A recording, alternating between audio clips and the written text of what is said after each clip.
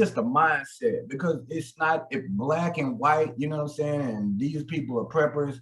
It's like, man, you better look around and understand that America is collapsing in front of you. And, you know, the average family is one paycheck away from being homeless. You understand what I'm saying? You better start thinking about sustainability. And that should be taught at an early age. That should be in your culture. That has to come back and be, you know, whether it's rites of passages programs for the youth and drilling that. I mean, when I was young, I was in the Boy Scouts. You know what I'm saying? My dad was a military man. You know what I'm saying? I've always, again, I grew up on the farm. That's me though. But how are you gonna go? You know, it's hard to go tell a young dude in the hood, hey man, you know, instead of getting them Jordans, man, you ever thought about, you know what I'm saying, start getting you some gear for when, you know, South Dallas floods again, because Bear Street flood all the time, you know. And like I said again, last winter, these people just went through one of a storm that we haven't seen in 100 years. How many conversations I've had with people who lost power about taking $200 or $300, no more than $500, and go and get you a generator so you can keep on eating? Because man, the shit was real down here. That what happened to us down here last winter wasn't the test. It was real. You understand?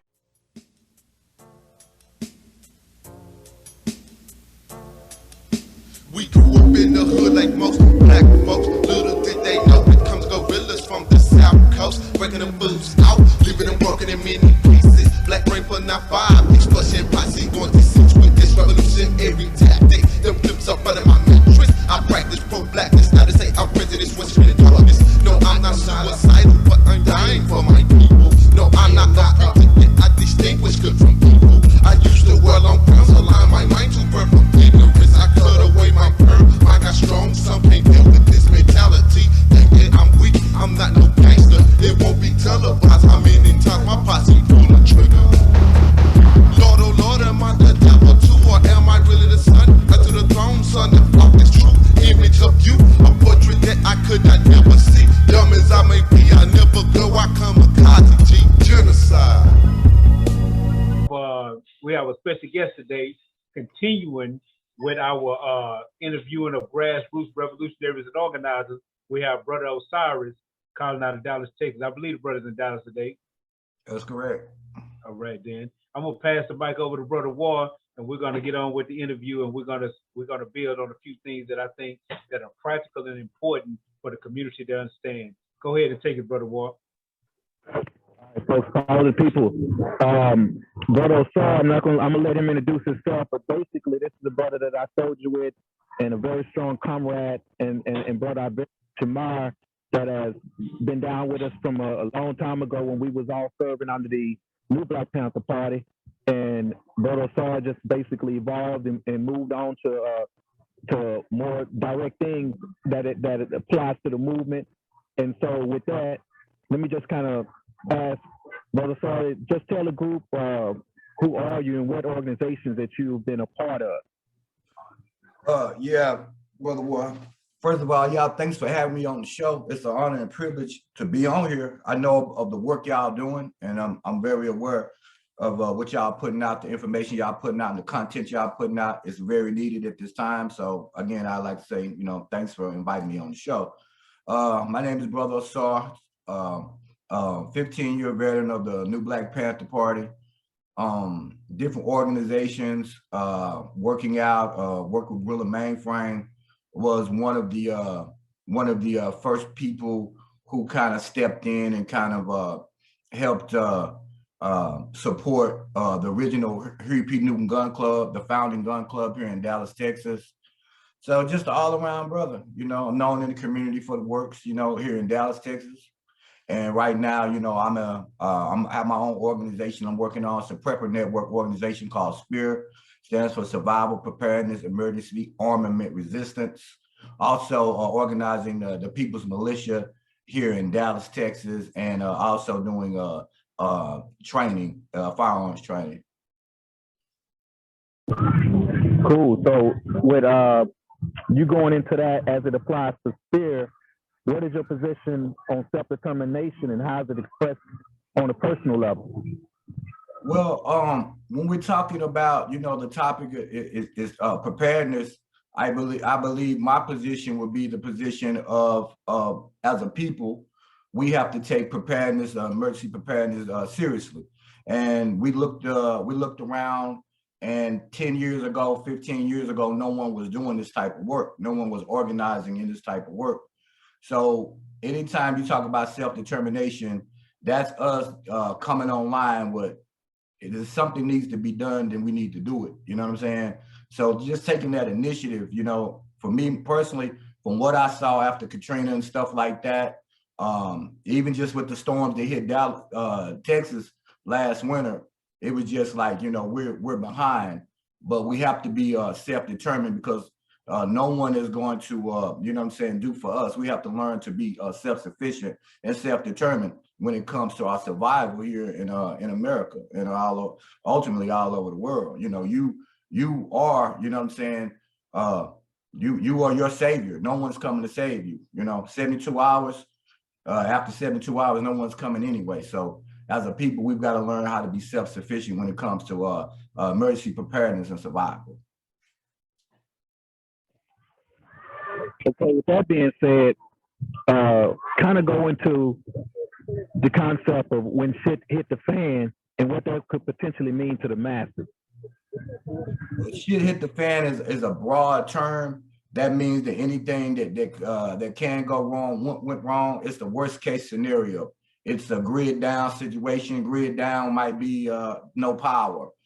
We experienced that, like I said, last winter with the winter vortex that hit Texas. When it comes to shit hits the fan, you have to be prepared for everything across the board. If it's a flood, if it's a natural disaster, it could be a terrorist attack. Anything that's going to take you out of your comfort zone and make you go into survival mode, that is shit hits the fan. And I've seen it a couple of times. There was a gas shortage about a year ago where I believe it was Hurricane Harvey had hit the Gulf Coast, and people were starting to gouge gas here in Dallas. Now that happened in East Texas, but we were feeling the effects because people started to panic. And I swear I was getting off work going to the to get some gas, and it was gas lines, and people were actually hoarding gas. And the director that was over the railroad union that kind of controls the natural oil and gas here in Texas, he kept telling the population to calm down, calm down. We have enough gas in Texas. Texas is a natural oil and gas state. But when people panic, it throws everything off. We saw everything that happened with the coronavirus, people trying to hoard toilet paper. And we have to be proactive. You don't wait till a shit hit the fan scenario, a grid down scenario, a doomsday scenario to take place. You're supposed to already have your stockpile, your game plan on what you're going to do for you and your family. So again, here we're going back to how we started. It's self-determination, because you got to get out the idea that someone is coming to help you, someone is coming to save you. And even if they come, do they have your best interests at heart? So that's my stance on it. So kind of going into that a little bit more, would you say that what you in New Orleans with the aftermath of Hurricane Katrina be a turning point, and should have been a wake-up call to show us basically how we're relying and being codependent upon the system? Yeah, absolutely. I mean, when we went into Katrina, that was the textbook shit hit the fan scenario, because we lost the whole city. The whole city was wiped out, no infrastructure. There was casualties, there was death, there was anything you name, food shortages, there were people, civil unrest. And that's what we got to understand. When society breaks down, there will be civil unrest. So you're preparing for all of that. But yeah, Katrina opened my eyes. It made me come back with another perspective of, man, we're not prepared. We're not ready. And if it could happen in New Orleans, it could happen anywhere. You know what I'm saying? It doesn't. Their scenario was a category 5 hurricane, and then people say that they exploded the levees, whatever caused it. You know what I'm saying? I have my own theories of what caused it, but we weren't prepared for it. And those that was on the ground could do what they could do. They learned how to be self-sufficient. They learned how to look out for Big Mama who didn't have her medicine. When we went down there, the stories from us was, nah, it was the boys in the hood that rallied around the hood. That same brother that was on the corner selling dope, that same brother that might be with a street tribe that you call a gang member. These are the people with no instructions, you know what I'm saying? Maybe some older elders in the community, but they organized themselves into a unit and began to move out and move logistics and things around to go after people, save people, get medicine. I mean, that situation was the worst case scenario. You know, it was 5 days before National Guard came in. FEMA says you got 72 hours. Well, that's 3 days, but I mean, it kept going. And that's what, and when we come into prepping, that's what we got to understand. You got to be able to sustain yourself for a window of time. And that 72 windows could turn into a week. It could turn into 2 weeks. It could turn into 2 months. You know, do you have enough, you know, food prepped up? Do you have enough medicine? Do you have water? Do you have things to defend yourself? So you got to have all of these things in place and, you know, preparing, hoping for the best, but really preparing for the worst. And that's what the whole mind frame of a prepper is. It's any scenario that you can think of that I got this covered, I got that covered. I know how I'm gonna feed my family. I know I got medical supplies, et cetera, et cetera. Because again, that's the problem. We rely on the government to feed us, clothe us, house us, shelter us, defend us. You know, you gotta be your own police. But we'll get into that later on, you know what I'm saying? Maybe some scenarios to say, okay, this is how you have to set this up. In a grid down situation, you need to be thinking of A, B, C, D, and E for long-term sustain, because what I saw down there was communities coming together, blocks coming together, and they would take their food out. The food is gonna go bad anyway, but they went back to a village concept of let's cook this food together. You bring your meat, I bring my meat, we put some barbecue pits together because we're fixing to feed the community. The one thing about it is, no matter how bad it is, we always will resort back to what's in us. Instinct, survival is an instinct. Survival is in your DNA. And that's what I saw. I saw so many different scenarios of if it collapsed this way, the things that you wouldn't think would come together will come together. But it would be that much better and that much easier if we had supplies, if we had gear, if we had block captains, if we would organize ourselves now in our communities. When the shit hit the fan scenario happens, or a grid down or any type of scenario happens in the aftermath situation, then we'll be better prepared for it. But yeah, Katrina opened up my eyes to a lot. I learned a lot from it.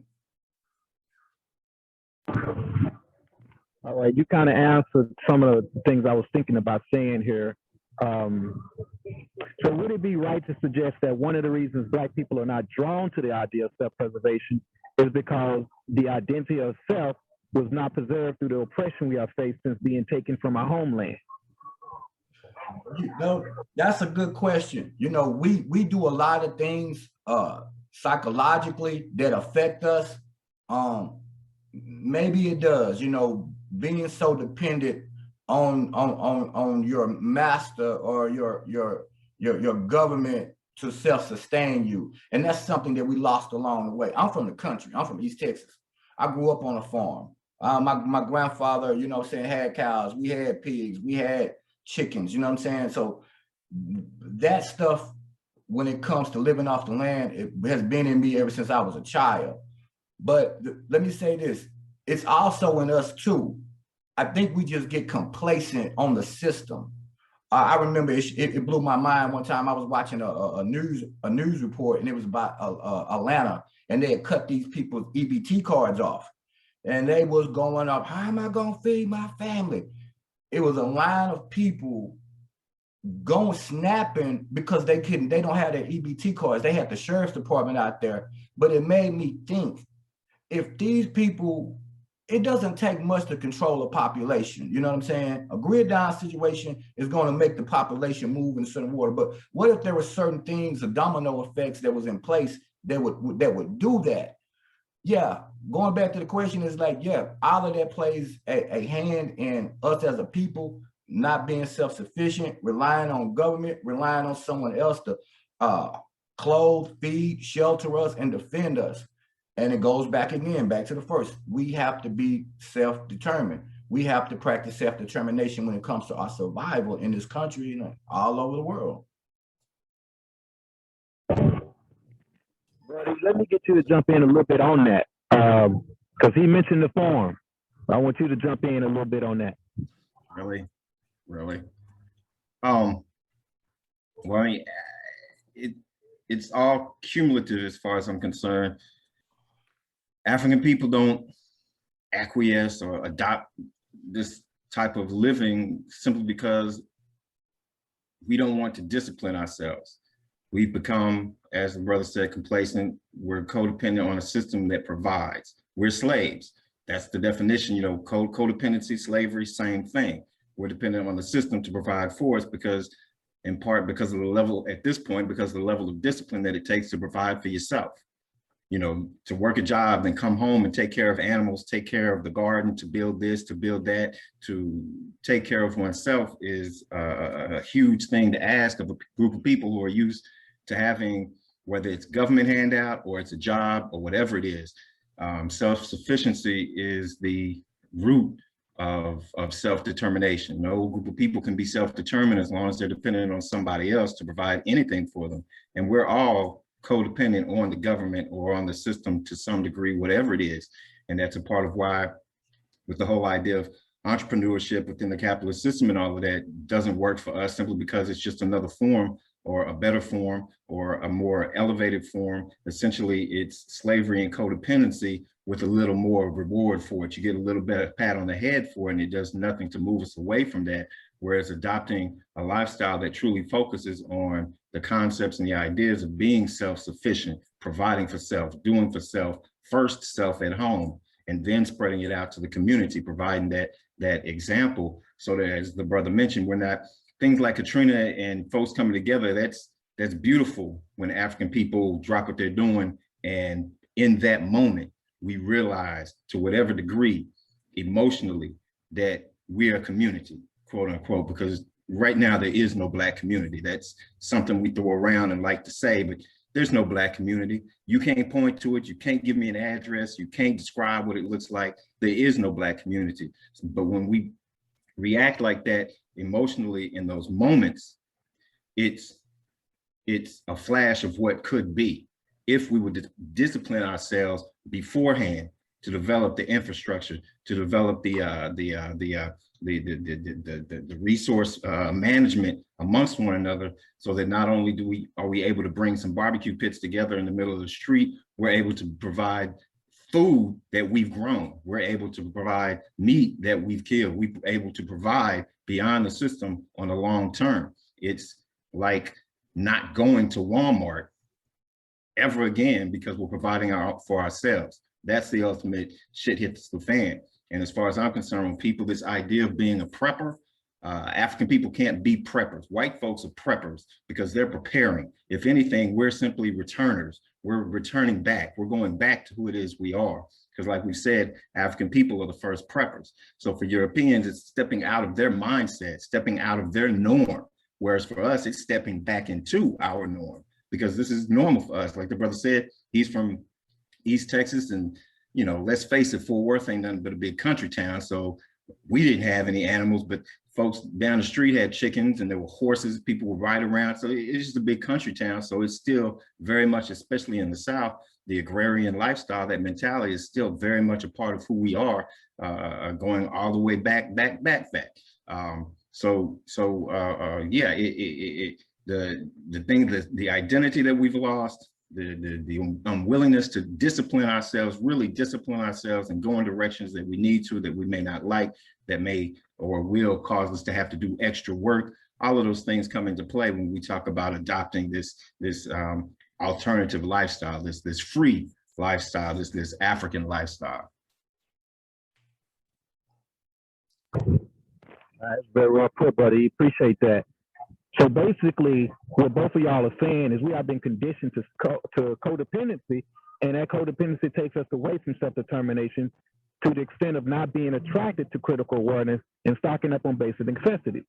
So with that being stated, what are some thoughts on drawing the people towards surviving to live versus just living to survive? Oh, real quick, let me throw in there. It also is necessary for the slave to not believe that the system will not always provide. If we stop believing that the system will always provide for us, it would change our mindset quite a bit. But we're so in awe of America and its system and whatever, we honestly don't believe that it's ever going away.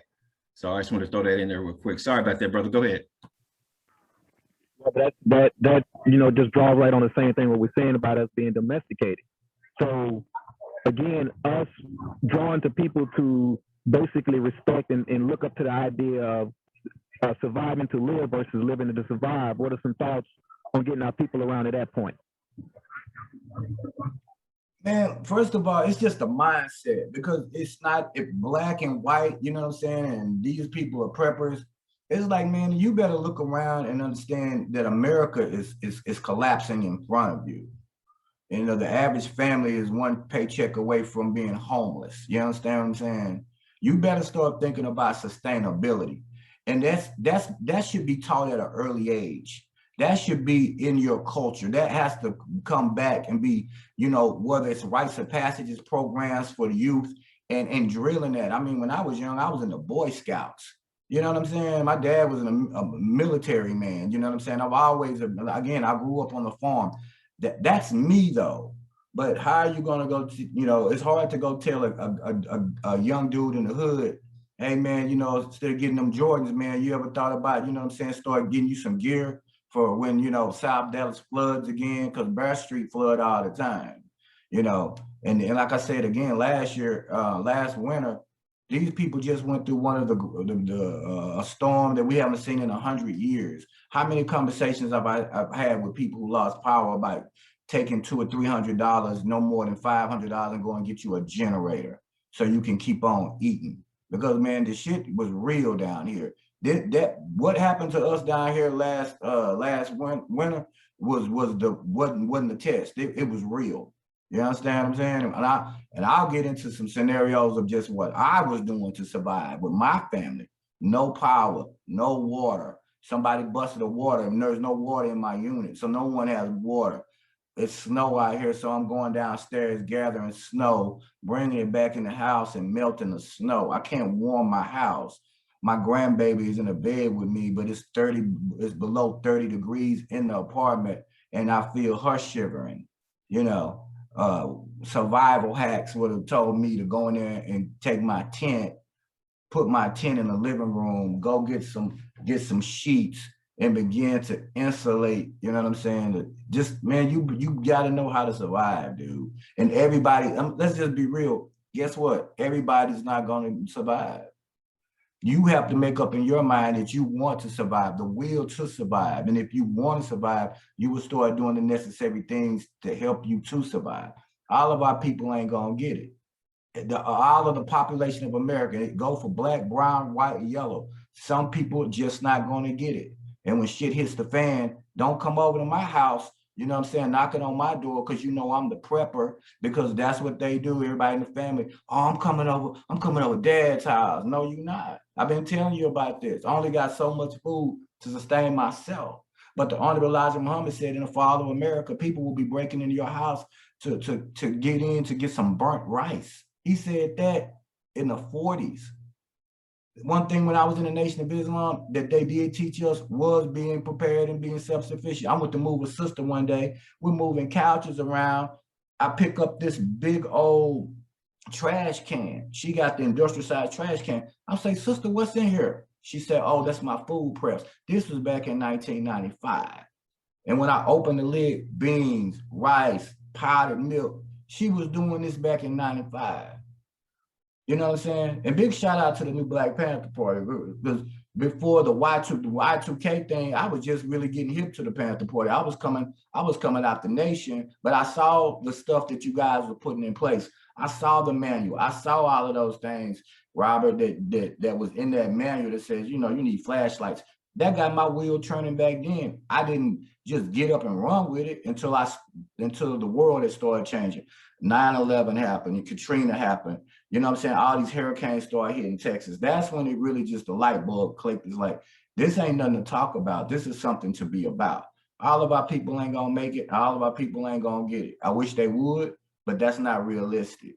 At the end of the day, what are you gonna do? And the networks that we do have, we can share information and all that, but again, your level of survival is gonna be on you. I can't prep for you. I can tell you and share information, but it takes discipline. It takes money. You wanna go buy that when you know you need to be buying this. And sometimes you gotta break down and do it because that's what you believe in. That's what you say you believe in. You believe in surviving. Then, you know what I'm saying? We're gonna see. Oh, okay. I want to kind of expand a little bit on that, but from a psychological level. So I want to go to psycho question, just on the prison of the mind and some of the things he experienced and went through and things that made him tougher. The concept of surviving to live versus living to survive.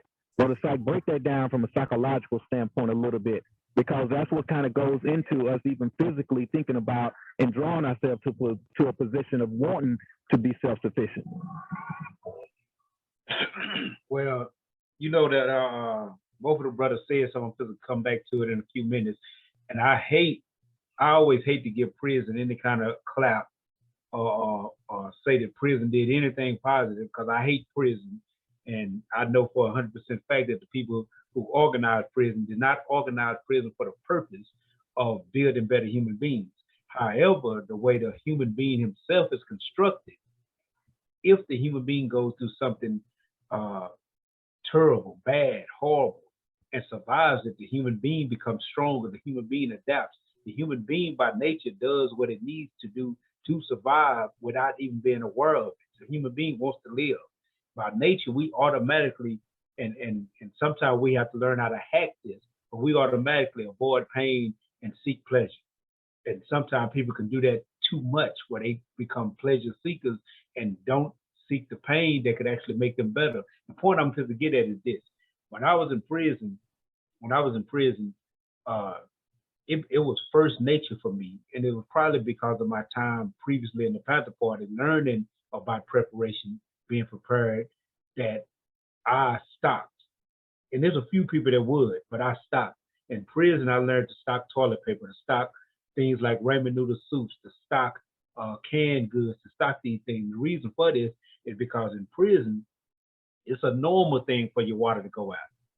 It's a normal thing for your electricity to go out. It's a normal thing that if blacks and Mexicans end up having a ride, for you to be on lockdown for 90 days. When this Corona thing hit, and they was talking about we was on lockdown, I was telling everybody, you're not on lockdown. You know, this is not a lockdown. You can still go to the park, or you can go visit your mother. I know what a lockdown looked like. I done been on lockdown for 90 days in a cell where you don't come out for nothing but every other day just to shower for 5 minutes, and then you back in the cell where your food is brown paper sacks coming to you with peanut butter sandwiches and prunes in them. You know, so you learn to start preparing yourself, and you get one roll of toilet paper a week that you have to deal with if you don't have the things and the necessary preparation. When that water go out, if you ain't already got you stocked up on your water bottles, and that's one of the things that I learned to do, is I would purchase water bottles and turn the water bottles into a weight bag and utilize it as a weight bag during the regular times. And then when we was locked down, and you didn't have water, then the water bottles became the things that we drank from. The water bottles became the things that we used to brush our teeth. So these are ways that we learned how to just essentially survive in that. And this is not a one-time event. You know, in prison, it's not a one-time event. This happens on the regular. You're guaranteed to go on lockdown twice a year. Guaranteed for at least, at the minimum, 2 weeks. Guaranteed to eat peanut butter sandwiches and prunes for 2 weeks, twice a year. Ride happened, you're going down a little bit longer than that. And I don't know if it's because the state of Texas is so cheap, the system just doesn't care about the inmates or whatever it is, but your water is probably gonna be shut off on you for a couple of days every few months. That's just gonna happen. That's just a normal thing that you're gonna have to learn how to deal with. And so over time, you learn how to survive with those things. Now, when the pandemic happened, and everybody was hoarding the toilet paper, I didn't buy a roll of toilet paper during the pandemic, during those fearful times. I didn't buy not one roll of toilet paper. I was looking, and y'all can attest to this because I was talking to y'all last. Why the hell is everybody buying all the toilet paper? I just did not understand that response. Why in the hell, if we dealing with a pandemic, does this virus make you do a lot? What the hell is going on? Why are people buying toilet paper? But my point is, I had so much toilet paper already because I did all that time. So I buy toilet paper and soap and things like that in excess. I already purchased this type of stuff. I didn't buy not one hand sanitizer during those first days of that pandemic. I didn't have to purchase any of those things because my mindset is already geared toward being in a situation where I don't have the things that I would like to have. It's already geared toward that because I had to survive in that type of situation. And I think, to speak to the psychology of it, I think he is spot on when he said that people are so in awe of the system that they believe that there is no way the system could ever fail, that the system is going to always be here to make sure that you have everything you need. People mind state, people have a child mind state when it comes to the system. Please do for me. Please take care of me. And when people are thinking like that, when people don't realize that they have to take care of themselves, they won't make those necessary moves. It's not important to them. And I'm gonna say this, and I can't remember the name of the sheriff. He got fired somewhere in West Texas. But during the time we went through that winter storm thing, and a lot of people was without power and without water, and the sheriff in West Texas, Colorado City. It was in Colorado City. Yeah, I think if what you finna say is what I think it is. Yeah. That was him. He was he talked bad. He went off on the people for not being prepared, for not knowing what to do in that type of situation, and they ended up firing the sheriff. He was basically saying, y'all basically punks. Want somebody to come take care of you? You should have had yourself. And I'm pretty sure, I don't know the guy, I don't know anything about him, but based on his conversation, it's not hard to tell that he was a prepper. It's not hard to tell that he had already taught himself and his family how to deal with that situation. So that wasn't that hard for him as it was for those who was asking him to save them. And he got a lot of backlash for it. And I'm not protecting the guy. I bring the guy up because I want some of y'all opinion, especially Brother E and Brother Osiris, of his response to the people criticizing him for not being able to save them in that type of situation, based on the understanding of the thought process of a prepper, the prepper's lifestyle. I'm gonna say this because I know he gonna go hard on it. But let me say this: I don't blame him. At the end of the day, I don't see what he said was wrong. All he was saying was it's not up to us. It's not on us to come and save you, to make sure you have food, clothing, and shelter. And if he have to be raw and say it, then that's a wake-up call. Because to me, he was absolutely right. Again, going back to what we've been saying and what Brother E hit on, we are depending on a system, you know what I'm saying? Because every scenario, they're coming for their people first. Does racism have a part of it? I'm sure it does. But how are you gonna get mad at this man for saying, which was basically the truth, that's not my responsibility to feed your child. I gotta feed my child. The one thing happened in Katrina, these police officers was abandoning their posts because when shit hits the fan, yeah, I swore an oath, you know what I'm saying, to do this job and to this county and to this constitution. But when shit hits the fan, guess who's priority? My family. I am. So you can't sit up and blame and get mad at another man for saying that. No, it's not their responsibility, you know what I'm saying, to come save you. When shit hits the fan, it's every man for himself. If I can help somebody, I can. But I'm telling you, do you thinking you're going to be a hero and you're going to go out here and save people? That's the whole purpose of preparing for being a prep in the first place. Don't wait until you in a situation where you do depend on the system to come and save you, feed you, get you out the cold. They're not coming. So Black people, we should be way out ahead of this thing. But just seeing how you're not on their priority list anyway. So why not? But again, I'll pass to E. I don't see nothing the man said was wrong. Matter of fact, I stated that. I haven't stated that publicly, but on this forum, I don't see what he said wrong. It is not their responsibility to make sure you eat and you're warm. That's your responsibility, how you gonna take care of yourself and your family at the end of the day. So I think it was Frederick Douglass who asked something along the lines of, what can white folks, or what can America do for the slave? What can America do for Black people, for African people? And the fact of the matter is, what he said holds true, and that's essentially leave them alone. If we gonna make it, we gonna make it by our own hand. If we gonna not survive, then we're not gonna survive by our own hand.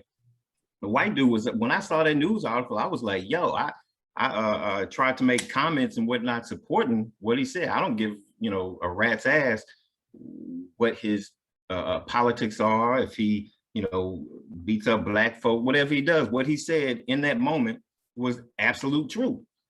We, and it's that mentality, and I can't really blame white folks for getting pissed off at Black folks. They tired of putting their breast out there and having us continue to latch on to it and to feed off of it, having been duped into the mindset of going to them and going to the government and going to whomever to take care of our needs. At a certain point, even the oppressor gets tired of supporting the oppressed. And that feeds into, we had a conversation months ago about what is it? The robots and AI, what is, I forget the word. Boy, I know you know the word, the automation of this society. More and more of the jobs that we do now are being taken away. Amazon, when I worked for Amazon, saw a whole bunch of Black and brown folk down on the floor in the warehouse. Amazon's moving right along, replacing a whole lot of people with robots, with AI for management replacement. But the reality of it is, the things we've become dependent on, they're slowly ushering out, because in part, the system that's there is tired and is running out of the use for us. And at the point that we become, when we're replaced in mass by things like robotics, because again, most of the jobs that Black folk get are very easily replaced with robots, and it's not difficult at all to imagine if you stop being a jackass about it and really accept the reality of it.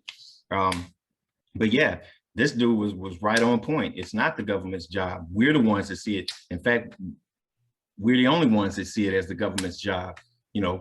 The so-called conservative Trump and all of them, they certainly don't see it as the government's job. And the liberals, the racists masquerading as friends of the African, they don't really see it as the government's job. They see it as a way, a means to manipulate the masses of the people, but they certainly don't see it as the place of the government to take care of Black folk in perpetuity forever. So at some point, we have to embrace, the bottom line is that they are our enemies and that we are going to have to do for self. And we're the only ones that are going to be able to do for self, because nobody is going to watch out for us like us but us. And that's just a fact. And instead of shutting down and censoring and closing up, canceling this cancel culture and whatnot, people who say the truth like that, we need to applaud that truth, not necessarily prop him up, support him, get caught up in yet another cult of personality, but to simply look at the words that are being said and repeat those words and think about those words, begin to live on those words. Because I mean, it's a bleak future for African people in this country. We continue down this road. I mean, why in the hell would you want to continue to latch onto a government and a system and a society that's on its way down? It's falling apart everywhere you look. It's crumbling. It's in its last days. Quit holding on to a sinking ship. Even Dr. King lamented toward the end of his days when he talked to, I think it was Harry Belafonte. Harry Belafonte used to talk about it quite a bit later on, how Dr. King was remorseful, almost sad and lamenting. Has he gotten his people to latch on to rush into a burning building? Basically saying he got everybody to get, so many people to get on board with integration and then began to realize that what we were integrating with was coming apart, was falling down. So now we've ran up into this house only to realize that the house is falling down. And at some point, one way or the other, either we gonna figure it out and do it, or those of us that are left after shit hits the fan are gonna continue to do it. Those are the two things. So yeah, I'm down with the white boy. I don't give a damn. Shit, he my new chairman. I quit, boy. He's my new chairman. Shit. Let me add a little bit on that, because what he is jumping on to one aspect is just the automation of society. But one thing I do want to talk about as it applies to automation of society, or get us to look at, is that what we're dealing with also, especially as it applies to technology, is that the world is moving more towards a virtualization. And by moving more toward virtualization, what you are finding, even as it applies to us being codependent, is that things are moving toward a service-based society from a technological standpoint. This is like things where like you pay for your internet service, things where you pay for certain types of, like, people that are caught up in the video games. It's like, well, you got monthly subscriptions and so forth. So they're moving to a technological society that's demanding us to pay for things as a service. And so from that type of environment, the physical labor and the low-end labor is no longer needed, as well as people are more caught up on this situation to where you are not mobile, not moving, not getting out, not being in touch with your natural environment anymore. So then that creates a scenario to where less and less of us know how or even see the need to develop or work toward land. And so not knowing land and not knowing how to live off of land, because land seems to be so foreign to us, because we live in this virtual society and virtual world, we actually become more and more domesticated. And now, speaking on that domestication, like what y'all are saying, and referencing the fact that at a certain point, it becomes overbearing. That's no different than what I would say when you have any other pet. So looking at us being domesticated as people is no different than how the average person looks at a pet. That's like, for instance, why birds are like the most abandoned of all pets. Why? Because they have a 20-year lifespan. It's cute to have a pet for, 2, 3, 5 years, but when you get to the point to where you're having the same pet for 20 years, after you done made lifestyle transitions, after you done grew up, it's one thing to have a 6-year-old with a pet, but that same 6-year-old ain't the same person 26 years from now. So when they're in their adulthood, they don't have the same desires. So from that standpoint, if your oppressor is evolving in the way it looks at life, it wants its slave to evolve to a certain degree also. And when a slave is not going to evolve to a certain degree of being a slave, then they find themselves in an extinction process. And either way it goes, it's bad for the slave. So the kind of stuff we getting at, to me, should just be, eye-opening to the fact that we can continue to put ourselves in position of inferiority. So from that standpoint, Brother Star, give us some pointers on lifestyle changes needed to fashion for surviving to live. I mean, one I could think of is learn how to understand the science of minimalism. We live in a hoarding society. We are consumers. We have way too much things. So I would, start processing yourself to go without, minimalizing, your house, minimalizing your lifestyle. And when you're dealing with a scenario of, in the prep community, we say bug out or bug in. You're not going to be able to take this stuff with you anyway. You know what I'm saying? If I can't put it in the bag and move out, then I don't need it.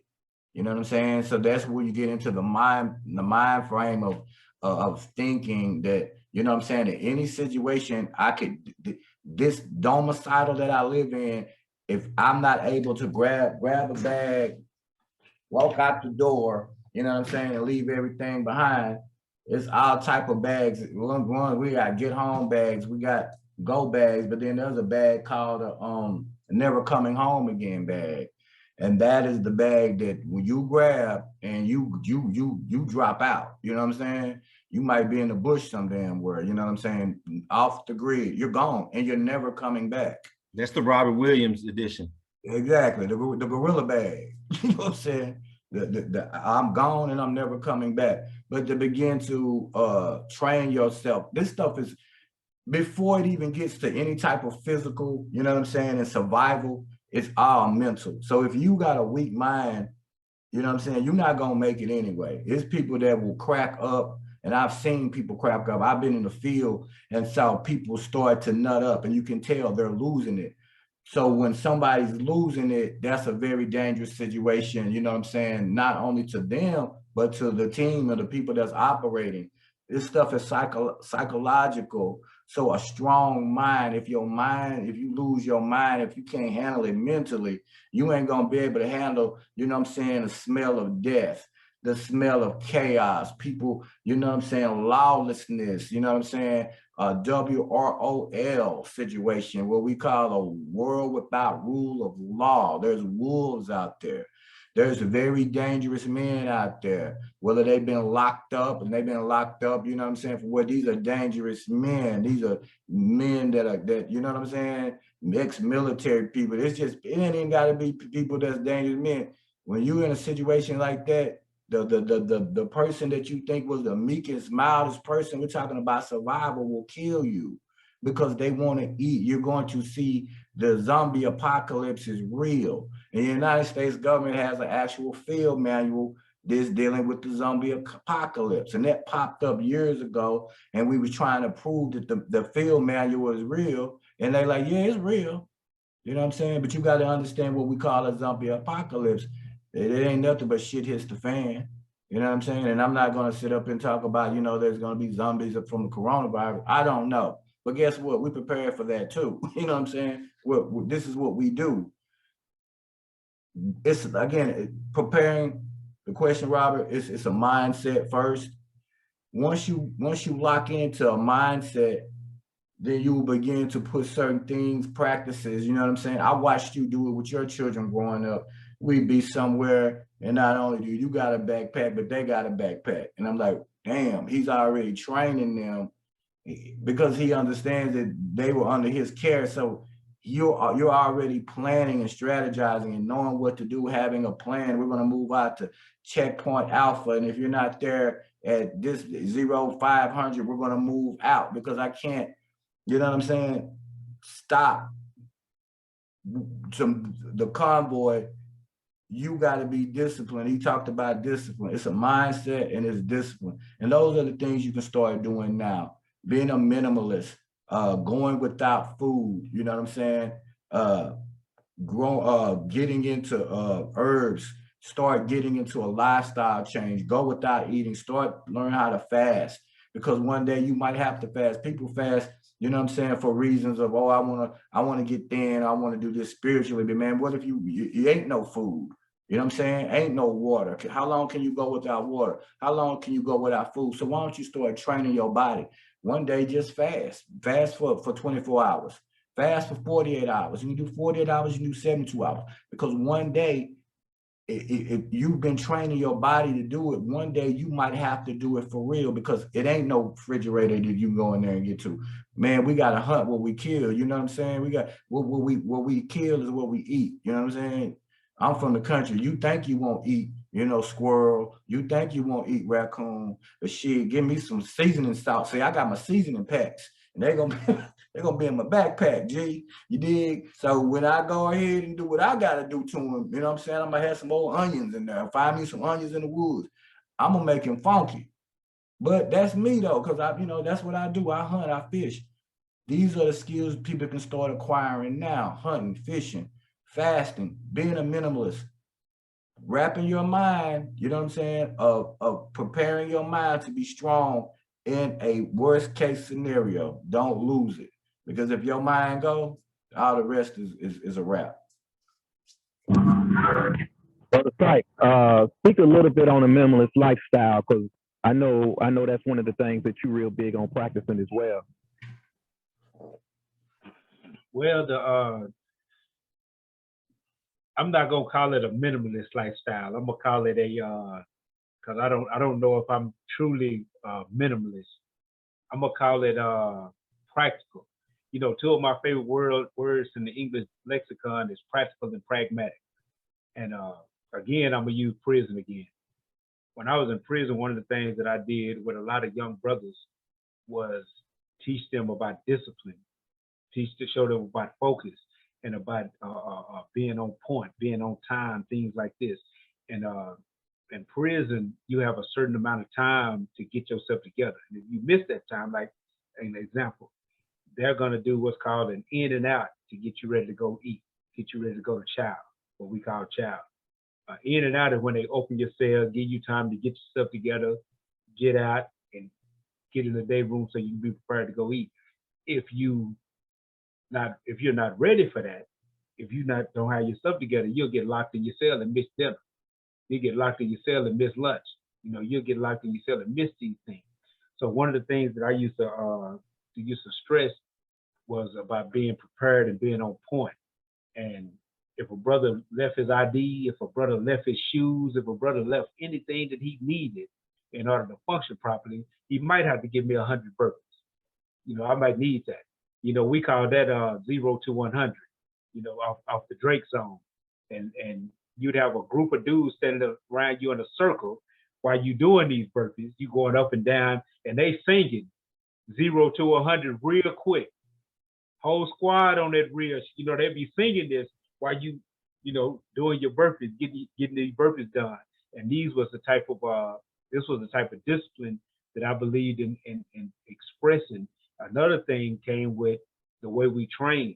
We didn't just do the average training. You know, the average dude training is bench press, push-ups, get his chest big, get his arms big, look big.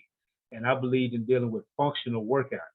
And when I say functional workouts, I'm talking about we did bear crawls, Spider-Man crawls, burpees, walking lunges, what are they called? Duck walks, things like that. Things that actually added to your functionality. And I remember the brothers used to ask me all the time, man, why are we doing all this weird stuff? Why are we doing these type of workouts? Why are we doing this? And you know, they'll be complaining. I had one brother tell me one time, he said, man, I'm tired. And I said, we're working out, you're supposed to be tired. And he said, no, you don't get it. I said, my brain is tired. My brain has never been tired from a workout. You know, and this was funny, but get to the point. These was the strongest dudes on the unit. These was the most powerful dudes on the unit. These was the best fighters. These was the same brother that told me the workouts made his brain tired. Had a fight with a guy. He ended up having a fight with a guy. This guy out so fast and so easy. He turned to me and he said, I don't even feel like I had a fight. I can fight 3 more people. He said, it works. Brother Psych, it works. That's what he told me. You know, and my point is I'm telling this story because I'm talking about this being prepared from the perspective of the body, or the human body. My brother E, we did an interview with E last week, and E was talking about the earth and the things that we do to give back to the earth because the earth provides for us, and I love that. But one of my things is what we give to the body, because if we don't keep the body right, if we don't do what we need to do for the body, then the body is not going to serve us properly. It's like taking care of your vehicle. If you're not doing regular oil changes, regular tune-ups, rotating tires, doing the things, you can't be surprised if you go out one day and your vehicle stops on you on your way to work. And I think that's very important when it comes to being prepared and survival, is making sure that your body can deal with moving through the woods and deal with climbing over this mountain and climbing over this tree and running into these dangerous people that you may end up coming in contact with. From the minimalist point of view, I think it's very, very important to be non-attached. You know, I was reading a lot on Bruce Lee when I was incarcerated, and I first got obsessed with non-attachment. I got obsessed with that because it helped me survive, because everything that I could possibly be attached to was taken from me. So I was trying to put myself in a mental space to deal with not having the things or the people that I'm used to having. So I got obsessed with non-attachment. Then I found out my obsession with non-attachment was attachment. I found out that I was attached to being non-attached, and that was an attachment. And then I read Bruce Lee, and he said, you have to be non-attached, but not obsessed with being non-attached at the same time, that's true non-attachment. And that's where you can find that balance, where you can actually be in the world and not of the world, where you can actually move in this society the way you need to move in this society, but not be attached to these things. One time at work, I walked into work and you know, I go to work and I act like the good citizen. You know, I smile and speak and ask people how their day going and all of those things that we're taught in polite society that we're supposed to do, you know, because this is the uniform that I'm wearing and I'm surviving. I'm living. This is the wilderness that I'm moving in. You know, this is me being non-attached, but not attached to being non-attached. I don't have to have the shield of the warrior on it all the time consistently. Anyway, so I had a minor conflict with a coworker, a dude that was completely foolish, ignorant, out of his mind, and basically unbearable. And I tried my best, you know, to tell the guy, you know, I didn't want to have the conversation that he wanted to have. And he just kept on going and following me everywhere I went until I finally stopped. And I explained it to him in this way. And this is what I mean by the non-attached. Because I gave him a glimpse of who I truly am. I told him, I say, you know, in this world, most people are fake. And he said, I'm not fake. I said, I'm not talking about you. I'm talking about myself. I said, I walk in here and I wave and ask people how their day going and all those things that I know that's going to make me look normal and look like y'all. I'm fake because that's not really who I am. I say, but if you keep bothering me and bothering me, I'm going to educate you about who I truly am. And when I said that to him, he turned around and he walked away and he went and told on me. But I said nothing that was really threatening. You know what I'm saying? I said nothing, but he got it. He got the point. And my point is, what I'm getting at is being non-attached, being minimal, as Walt called it a while ago. I think the balance is in being able to move in this society in the way that they think that you should move in this society without truly doing that. Because sometimes we can go to the further extreme of this thing and we think we have to promote that we have completely separated ourselves from this thing. And I think that's an extreme mistake. Boy, and I used to talk about this 20 years ago. We used to talk about it 20 years ago, back in South Dallas, when he used to come through and build with us on Lego. And that's when I was first torn with the idea of non-emotionalism. And he was talking, and he was basically saying what I just said now about that being an extreme. Too emotional is an extreme. Operating off your emotions is an extreme. But thinking that you can eliminate the emotions from your character is an equal extreme. You know, and that's where I see being minimal. You have to put yourself in the mindset of realizing that you don't need all of these things. Mobile Abu Jamal said it. I read it in Not Live from Death Row, the second book he wrote. I can't remember the name of it, and I loved it. And I used to meditate on it. I used to say it all the time. They asked him, how did he survive 30 some odd years in prison on death row, you know, knowing that he could possibly die anytime? How did he survive in that type of situation? And he said, well, the first thing is you have to realize that you don't need none of the things that society tells you you need. He said, the only things that you really need are the things you was born with. He said, that's it. You know, knowledge, my health, my proper mind state, and a few family and friends. He said, that's all you really need. Once you put yourself in that mind state, living in this cell is not a problem. It's not an issue, you know, and I love that. And I used to read that quote. I got it right now in one of my composition tablets. I used to read that quote all the time. Huey P. Newton said,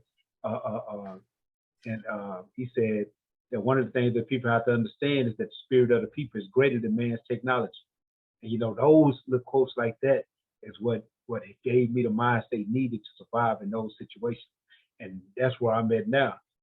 Brother Osiris, I purchase things and I have things, but don't need those things. Brother Osiris said something that I thought was brilliant, that I thought sums it up. If you can't pick up the bag and go, there's a problem. And I'm gonna quote a movie, and then I'm gonna shut up. I'm gonna quote a movie, Heat. some Robert De Niro said. I knew it was coming. I knew it was coming. I knew it was coming. 30 seconds flat. Come on. Yeah, that's it. That's it. He said a dude told us when we first started making moves in the street, if you can't walk away, if you have something in your life that you can't walk away from in 30 seconds flat when you smell heat coming around the corner, you should not be in this. You should not be in this field. You should not be here.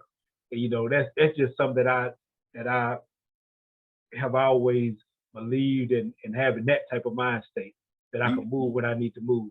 You messed up the quote, but I'll let you make it. I know I messed it up. I ain't seen the move in probably 15 years. I understand. You know, I used to love that quote. Yeah. We used to say it all the time. All the time. Yeah.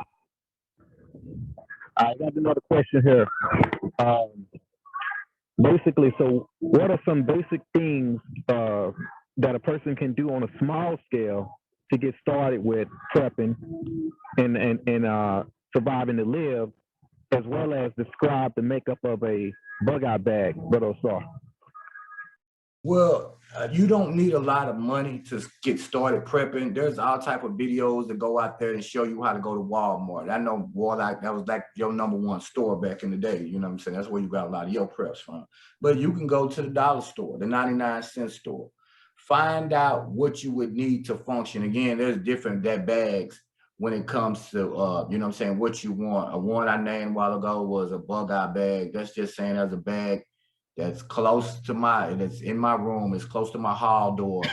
It's in there. And if shit got thick, I can grab that bag and go out. You know, there's another bag, a get home bag. Something happened at work. This bag is going to help me get back home. So you will learn what things go in the bag. You know what I'm saying? As say, well, how do I put one together? That information is out there. You know what I'm saying? But that's what you want. You want your bags, and you don't want to pay a lot of money. Like I said, it doesn't cost much to go to the 99-cent store and start getting antibiotic cream. Start getting Band-Aids and bandages because you might need those one day. Start getting water purification tablets. You can go without food, but you can't go without water. I've got something called a life straw. It's a filter on it. It's in my bag. If I got to get to a water source and it's water, if it's pond water, if the water's not running, it's stagnant, I can take that life straw, give me a few sips out of there. It'll keep me moving, keep me sustaining until I can get to a better water source. Tools. Some guys showed me that 4-way key thing that you can go to any water supply. You know, they take the knobs off for the kids. Well, you want that 4-way key in your bag. You might be, a lot of people think that survival and prepping is dealing with rural country. That's not the case. If you live in an urban environment, your bag is not going to be set up for a woodland off-grid bag. So what you're trying to do is get that little tool, because a pair of bolt cutters, because you might have to go get shelter somewhere that's got a boat on it. So you got a small set of bolt cutters on it. You know, these are your tools. Those tools are in your bag. Each scenario, again, is depending on your AO, your area of operation. Your AO, your area of operation, where you operate. Are you operating in an urban environment, or are you operating in a rural environment? That bag can cross. That bag can go from a urban bag, but you still got tools and stuff to sustain you, because the objective is, if you're bugging out, we're getting out of the city. The city has collapsed. They're rounding up people in the city. The scenario is grid down. It's total chaos. It's WROL, world without rule of law. It's collapsed. We have to get out the city. So that things that started out in that urban bag, it might be some other gear in there, you know what I'm saying? Or you're gonna grab that long-term bag and say, hey, I'm never coming back. Like we were just talking about in heat, I walked away from it, and that's that bag right there, that never coming back bag. That to-go bag should be geared up like that. Birth certificates, any type of documentation, any type of medication, you need all of that stuff ready to go in your bag. You're not going to have time to start ripping your house up looking for a flashlight. Flashlights in the bag. You're not going to have time to start looking at your energy bars. Those energy bars is in the bag. You're switching those energy bars out, you know what I'm saying, ever so often. You got peanuts in there, something that's going to give you calories. That's saying that we got to sustain ourselves in that bag, off that bag, until we can get to a long-term place, our place of what I like to call Zion. We like to bug out and leapfrog. We're going to move out to checkpoint Alpha. Once we get to checkpoint Alpha, we get everybody together. We're going to move to Bravo. Our job and our goal is to get up out the city, keeping a map. Robert, you were really good at this all the time. It's like how many people you live in Dallas, but do you know the sewer systems? You might have to go underground. You might have to navigate. You might can't move in the daytime. You only moving at night. Do you know how to navigate? Do you know your city? Do you know the Bonnie and Clyde trails when you're traveling through Texas? You know what I'm saying? I take the Bonnie and Clyde trails. What is the Bonnie and Clyde trail? The Bonnie and Clyde trail is them back roads to get you to the country. Stay off major freeways. They're going to be jammed, or they might have checkpoints. This is the thinking, and you're already planning this, and you're setting these bags up for those type of situations. You know what I'm saying? That's how your mind frame is. You already have a plan. You go over that plan with your family members or your loved ones or that person that's in the household with you. You run drills. It might be a time, you know what I'm saying? Hey, bag, grab your bag, let's go. Huh? Don't ask no questions. You know what I'm saying? Grab your bags and let's go. And we just take a ride out. So we're training ourselves. We're preparing ourselves. We're seeing how long does it take to get out. Because in a situation like that, seconds matter, minutes matter. So again, you're already training, you're already preparing yourself. Like Syke said earlier, you know, your body is your body conditioning. So you need to get out there with this bag and you need to start humping this book. You need to start humping this bag around the block. People gonna look at you strange, but who cares? You're training, you're going up and down the block with a backpack. You got your life straw, you got your Camelback on, you're sucking water, you're learning how to keep moving. You got the proper footwear. You look at a lot of guys, you know what I'm saying, military. I can look at a person with hiking shoes. You see a man with hiking shoes. I know what hiking shoes mean to a person that's wearing them in the city. I know that man or that woman is on another thinking. Either they're a prepper or they're ex-military. Got some get you some hiking boots, break them in, because them hiking boots is just like combat boots. They're going to transition from an urban environment. They're already on your feet. So you got proper footwear. I can go on and on. But like I said, the main thing is start developing a mindset. From the mindset, begin to start working on your plan. From your plan, start centering your preparations around said scenarios. I know that I'm in Tornado Alley. I know that these are the things that I should be, you know what I'm saying, that could possibly happen. But again, when you're talking about prepping, you want to cover everything. It's not going to be one thing. It could be the thing. It could be a nuclear attack. Hell, who knows? It could be a grid down. Hell, the aliens could invade. Who cares? You know what I'm saying? If there's an alien invasion, we prepared for that. I was watching Doomsday Preppers, and there was a Marine, and everybody was, I'm preparing for a biological attack. I'm preparing for, you know what I'm saying, to break down civil unrest. You know what this one Marine said? I'm preparing for when the robots take over, when AI take over. He jumped to the Terminator shit. He was dealing with Skynet, and that's what everything he prepped. He was ready for when the day that AI takes over and Skynet goes online. It doesn't matter. Like I said, aliens, Skynet, tornadoes, hurricanes, floods, mass shootings. You know what I'm saying? I got a blowout kit over here. You know what I'm saying? I had to get a blowout kit. Because, no, you can't see it on that screen. I got a blowout kit. What's a blowout kit? That's a mass trauma bag.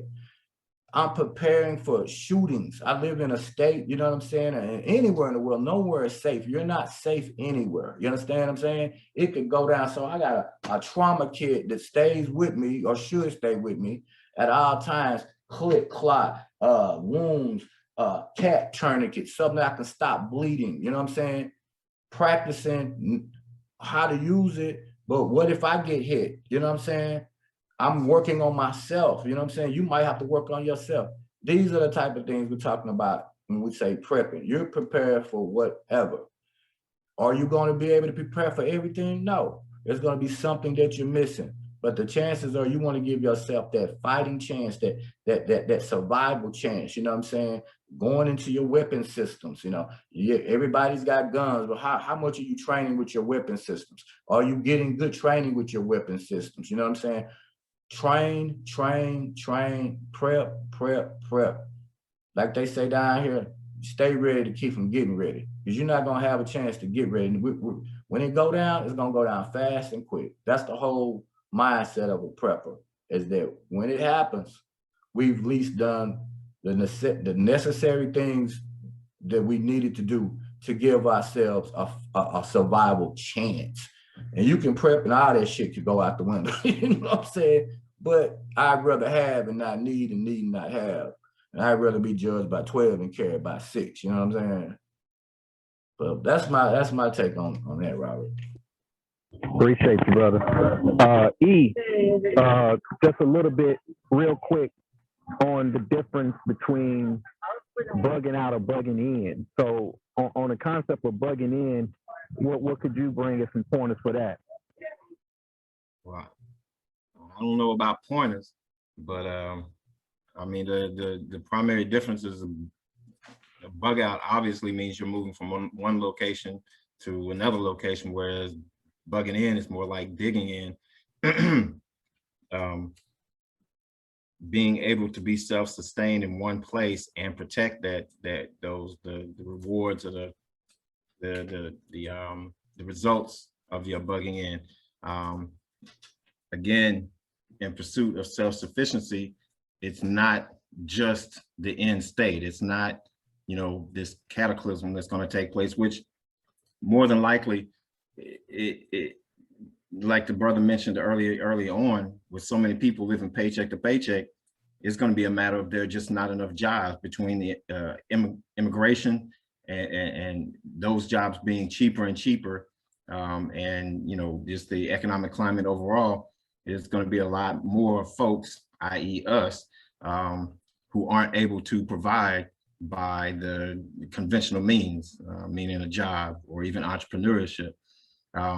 So it's the lessons that you learn, the reconnection that you develop, the introspection that you have to have when you begin to go out and have a conversation with the earth. So again, it falls back to developing the mindset. We know what we need day to day. If we think about it, need, not want. You don't need your TV. You don't need those shoes, those new shoes. You don't even need a vehicle. Those things that you need are those things that if you're going to bug in, again, bugging out is a bag situation, involves travel and movement and knowing your environment from here to there, and the types of things that you're likely to run into between here and there where you're starting and where you're bugging out to. Whereas with bugging in, you're a little bit more in control of the scenario. So having a long-term mindset puts together a long-term plan and in fact, lifestyle, because as you begin to develop the means of your own production, you know, I started gathering 5-gallon drums of rice and beans and pasta and sugar and salt and along those lines. And as I continue to do that, have conversations, have thoughts, and really look in, I actually for years never wanted to own a house. I never wanted to buy a house because of the facade and you don't really own it and blah, blah, blah. But as I got more and more into the bug in mindset, it began to dawn on me to really bug in, to really be self-sustaining. To be self-sufficient means that you have to be able to provide food for yourself for a long term, an undefined term, which may well be the rest of my life.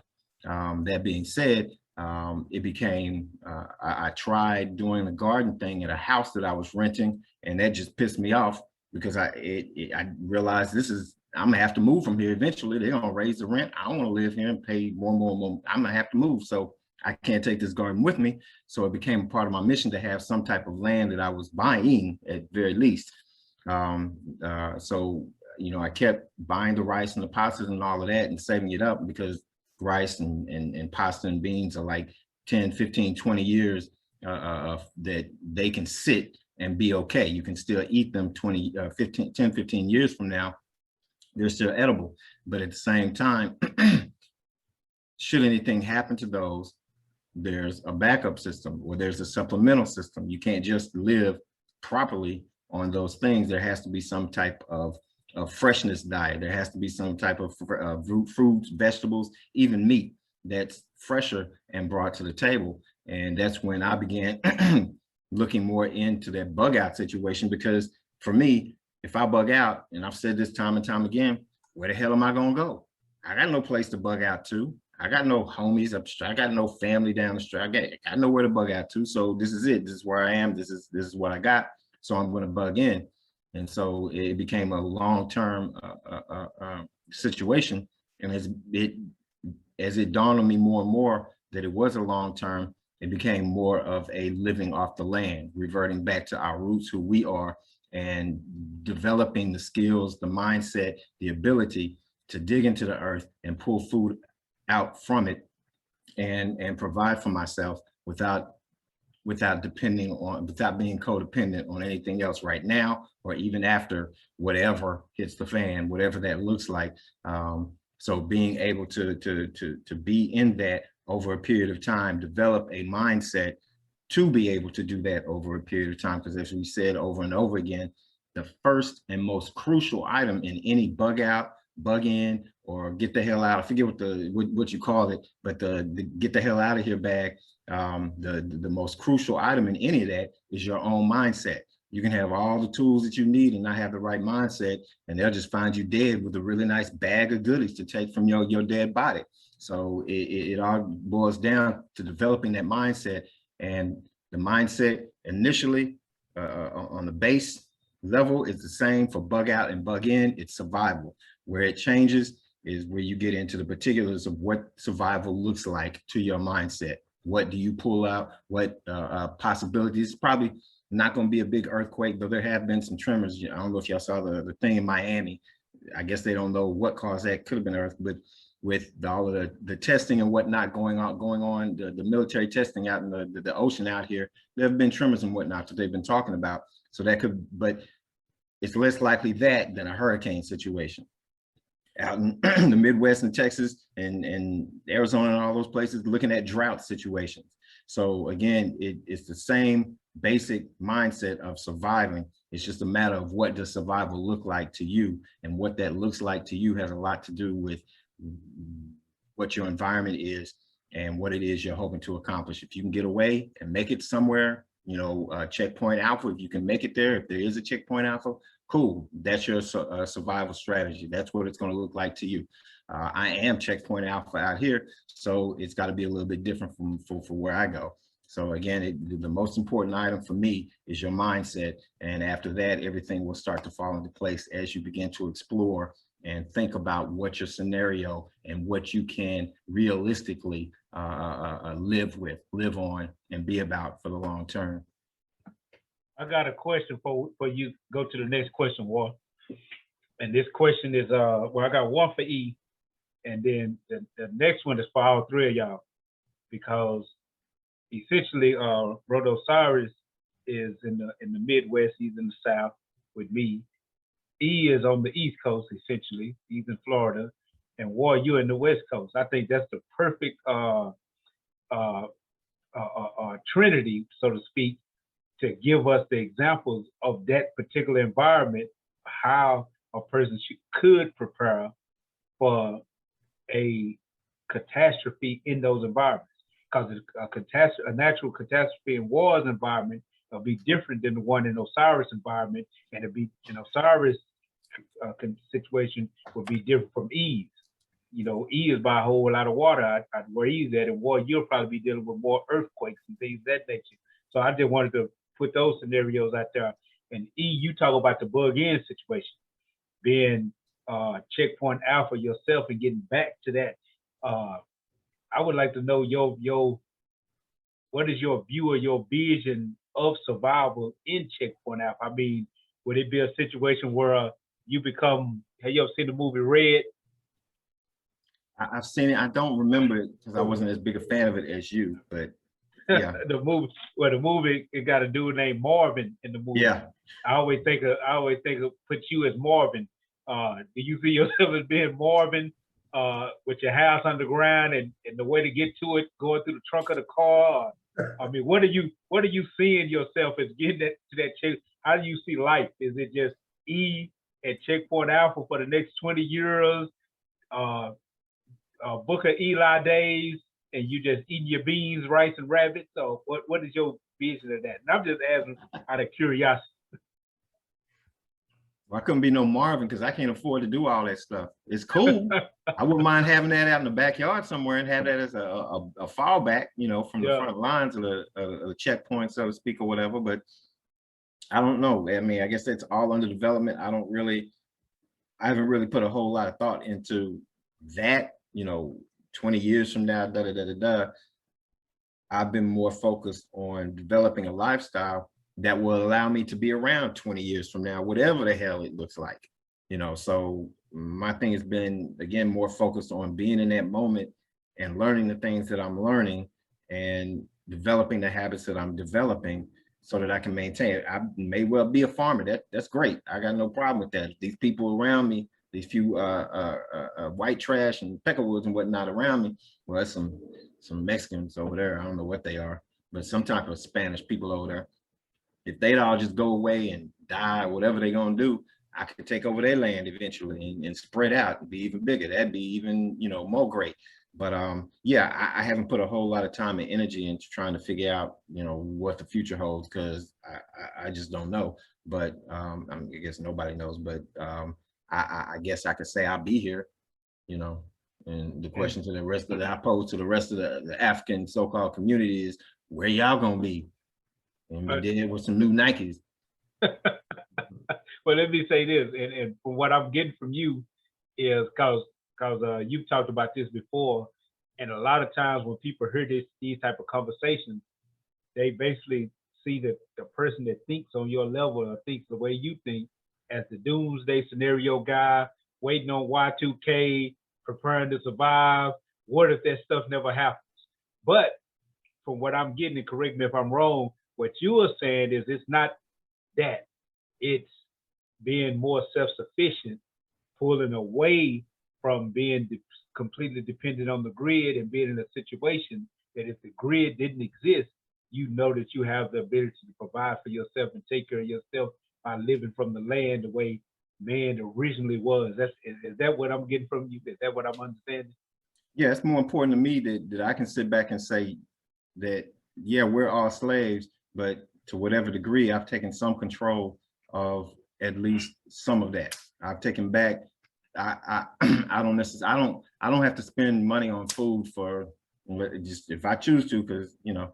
But if I had no money tomorrow, the only thing I'd really have to take care of is the house payment. Beyond that, I don't have to buy food. I don't have to buy water because I've invested in a way that I'm self-sufficient in that aspect. And that's what's most important to me. Always has been, is this real independent streak or whatever that I need to be able to do for me, period. And so that's what's most important for me. It's just the whole doomsday. I mean, you can't prep for the end of the world, because the world ends, it ain't no world. So there's nothing to be prepped for. It's just over. But whether it's financial hardship, you know, the depression, another depression hits and people are jumping out of windows and ain't no money, to be able to still provide for oneself. And by doing so, learning the lessons that have sustained African people for hundreds of thousands, millions of years that we don't get anymore, to develop my own inner self, to develop my own understanding of the universe that we're a part of. You know, people always talk about their spiritual this. I get so sick of hearing people say, I'm not religious, I'm spiritual. You're fucked up. That's what you are. You're fucked up because you don't have any idea, because we're still plugged into a system that requires you to not explore your spiritual self. You cannot excel in this system, and you can't be a Bill Gates and be this spiritual, holier than thou, or these ideas from our standing. There is, and I know what's going through Ward's head, shut up. But we cannot develop our spiritual self because it is so much dependent on the other selves. My spiritual development depends on yours and Ward's and Osiris and everybody else, because we're a community, we're hardwired like that. But the more we attach to the world itself, the planet itself and reject the world, the more we're able to hear those things. It's like the difference between playing a musical concerto, playing, you know, what they call classical music, Beethoven and all of that, on a synthesizer versus the real strings, playing a violin and a cello. There's a total, if you really listen to music, there is a world of difference between synthesizer type music and the actual instruments. When you play the actual instruments, you hear the space in between, you hear the mistakes, you hear, one of the things I like about cartoons from back in the day, like Tom and Jerry and all of that, all the cartoons you see today are computer generated, so they're perfect. Every line is right, every color is right, it's perfect. When you look at the ones back in the old school, you see where, because they were hand drawn, you see where the artist made a mistake, or they left a little line, or the color was a little bit off. That's a part of the experience. That's a part of the reality that has to be there. You know, that's that balance. You can't have one or the other. So the more we plug into the analog, the more we develop that internal self, and we grow. And that's really ultimately what I'm after. The whole scenarios, doomsday and all of that, those are just triggers. Those are just motivations. Those are just things to help give a point to run after, a goal, so to speak. So I guess the answer to your question is and the other question for all three of y'all. I'll let them go ahead. I've been talking enough. Yeah, you've been talking enough. You talk too much as it is. War, we're gonna go with you first, and then we'll go to Brother Osiris. What would cause, like Brother Osiris talked earlier about the Hurricane Katrina situation, and we know that that's a serious issue in places like Louisiana. What would be the scenario where you're at in the West Coast? What would be that catastrophe, that catastrophic scenario in the place where you at, and the best way to deal with it? And I know that's a big question. I'm not asking you to give us the full rundown of detail, but you know, just a basic understanding of from your point of view. Well, first I want to say that I actually live 15 miles from Tijuana, 15 miles from the international border, as well as a mountainous area. So the thing about it is, and also what I think about in terms of just more so a doomsday attack, is actually an invasion hitting California coastline, because you also is like one of the largest naval areas, as well as a spot from the standpoint of being a strategic target to take out in order to have an invasion in the United States. So I look at things from that perspective, as well as obviously from a natural perspective would be earthquakes. California is not a matter of if, it's a matter of when it's going to get hit by a big earthquake. So from that standpoint, with me, it's about, you know, and you have to be prepared for either situation. But because I live in an area where it's heavily populated, my thing would be definitely bug out versus bug in. And it has more so to do with knowing a lot of the routes, and I'm particularly into sewer system traveling, as well as just back traveling through mountainous areas. One of the big things that I like to get down with, and you know, this is probably not popular to a lot of people, but California has a heavy homeless population. And it is a lot to learn from people that already, as a day-to-day lifestyle, live in the woods or live in environments to where they are dealing with less and less. So it's a few people that I've dealt with from time to time, just on that note. And it's areas, you know, it's just areas of the city that homeless people know about, that the average person has no idea it's even here, especially when it comes to, you know, your sewer in your woodland areas. They know all types of trails, and you'd be surprised some of the things you can find by just following one of them around. So I actually study, you know, a lot from how the homeless live from that standpoint. But to me, mostly just looking at it from the standpoint of dealing with the mountains in California, your weather is pretty much kind of close temperature all the way around. So ideally, the biggest thing that we would have to deal with is just what you're going to eat off on the land. Now, I'm also in a desert type of environment, So when we do have temperature variations, it could be, 110 degrees during the day, and then it could drop down to the low 40s or 30s at night. So you have to be prepared for those types of situations and know what to eat and what to live off of, as well as when you start traveling through those mountainous areas, the water is very scarce. So you have to know how to collect the water in the morning from the humidity that picks up. And so we deal with those type of situations. And I'm real big on basically pre-mapping out your environment, your terrain, your escape route, and where you would go from that standpoint. So that's to me, that's the best way I can answer that, is just deal with it from wherever you are. Look at things from the standpoint of, if this type of thing happens, where would I possibly be? As well as, I know that oftentimes what people don't think about, and I think I'll touched on it a little bit, is the fact that the ideal scenario would be we're going to be at home. But more than likely, we probably would be at work in the middle of something going down. So, we spend a lot less time actually at home, some of us do, than we do anywhere else.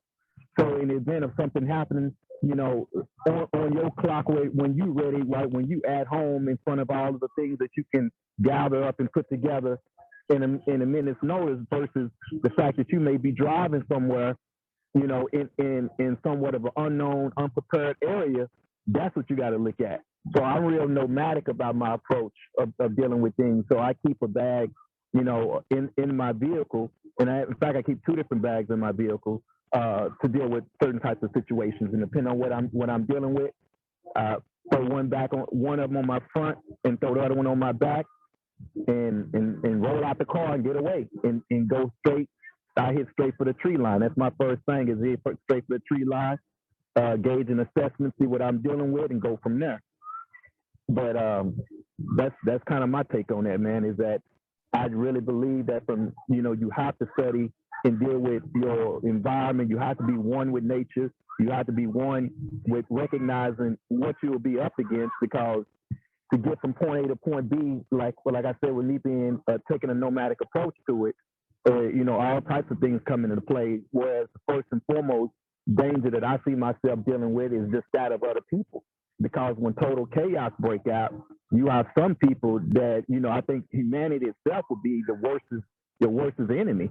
Not even dealing with the fact of getting to a place to where I'm ready to live off the land, or ready to deal with a situation. But in a highly populated area, your biggest issue is the fact that you're going to be dealing with, people that are going to just go straight chaotic, and having to be able to clear yourself and clear your field of view from that situation, and create a set area of isolation. A sector of isolation as soon and quick as possible. So that would be my biggest thing that I like to take away, get people to take away from that, is being able to get away from the chaos, get away from the position of having to basically bop everybody over the head just to get to a clear space.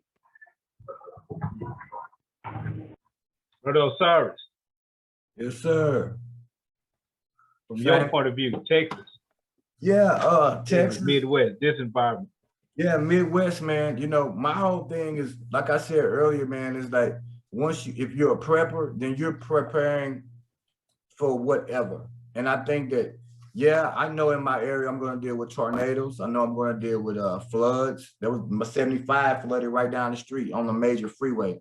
Flooded, car went up under, they had to get a rescue unit. This is on 75.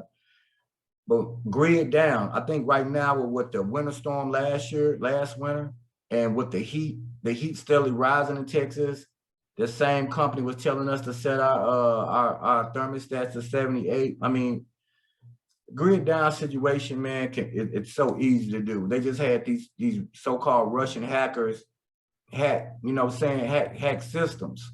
It could happen. And if the thing about the grid go down, the grid ain't coming back up next week. Grid could be down for a year, could be down for 2, because they claim the parts that they need to make to sustain the grid and the transformers and all that comes from overseas. Well, how is it gonna get here? You know what I'm saying?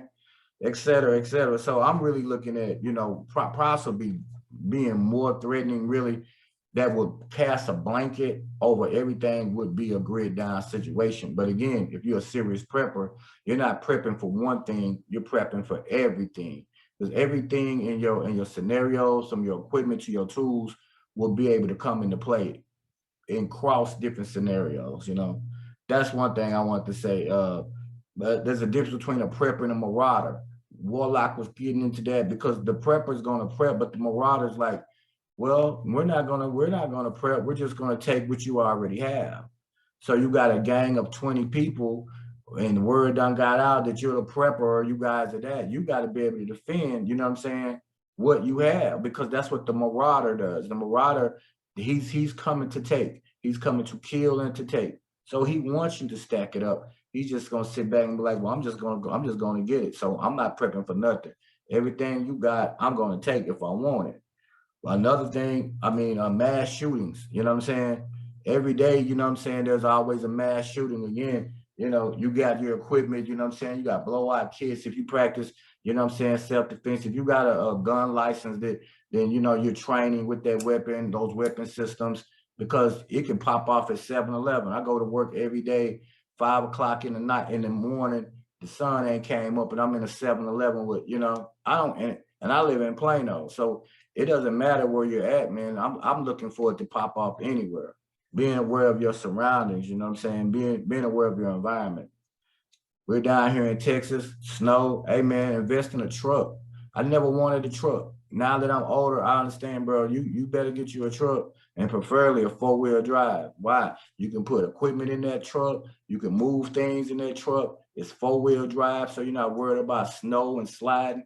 Get you a good 4-wheel drive truck, man. Ain't gotta be nothing new, now ain't gotta be nothing fancy. Strong motor, strong transmission, strong tires, frame, you good to go. You know what I'm saying?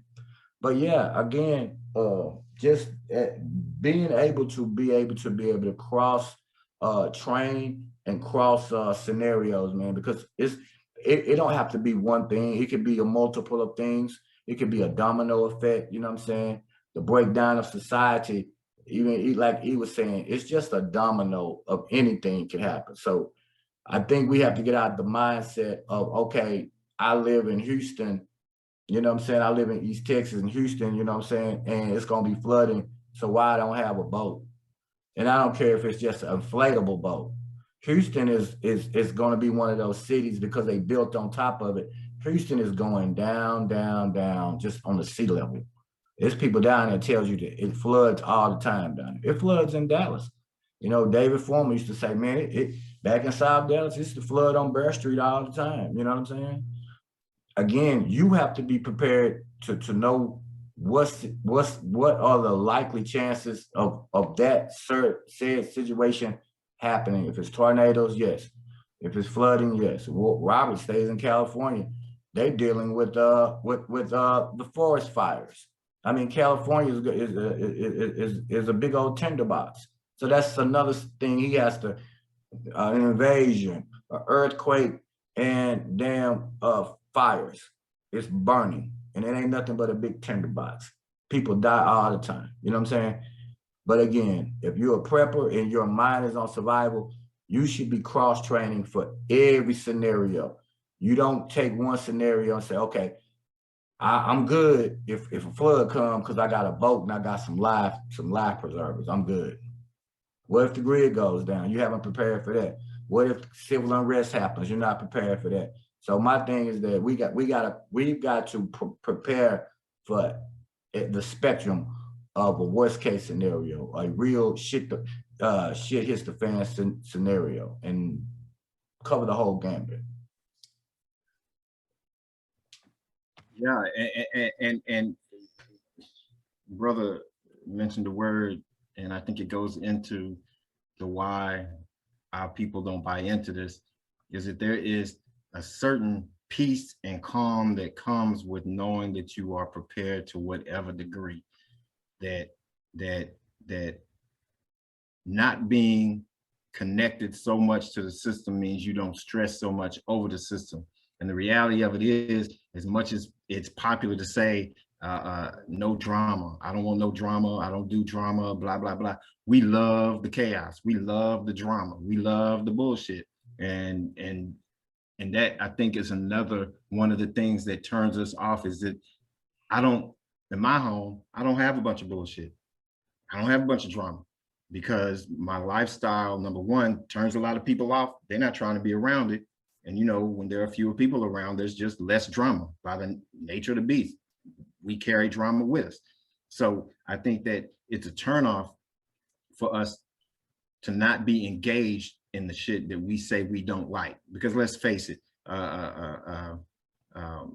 Housewives of Atlanta is very popular amongst Black folk. Love it. And what goes on? Nothing but drama.